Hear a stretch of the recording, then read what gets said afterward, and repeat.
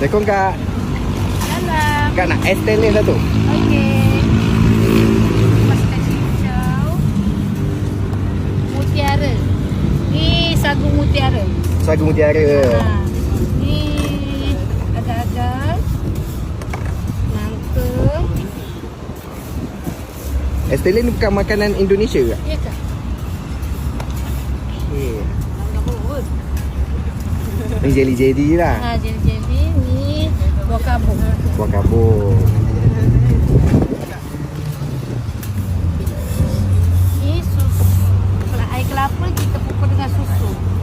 Air kelapa pukul susu. Okey. Ni tele dia ni. Ni lah tele dia. Lagi sikit boleh Kak? Boleh.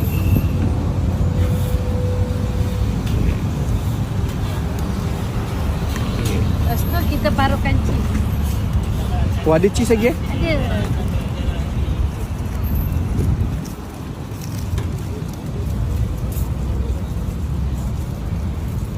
Nak banjir ke nak biasa je? Cerita cepat kot.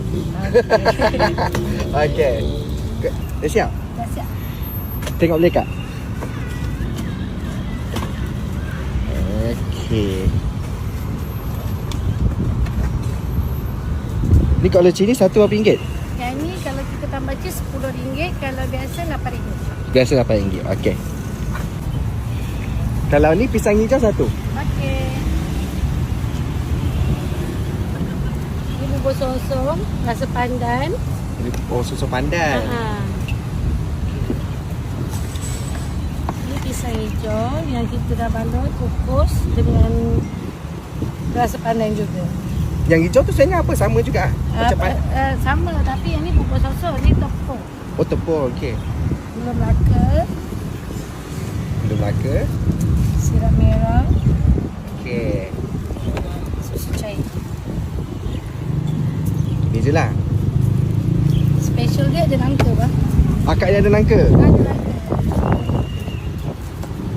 Lepas tu kita makan dengan air batu. Okey.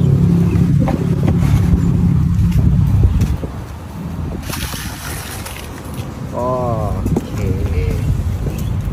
Kalau sini berapa ringgit? RM8. RM8. Okey.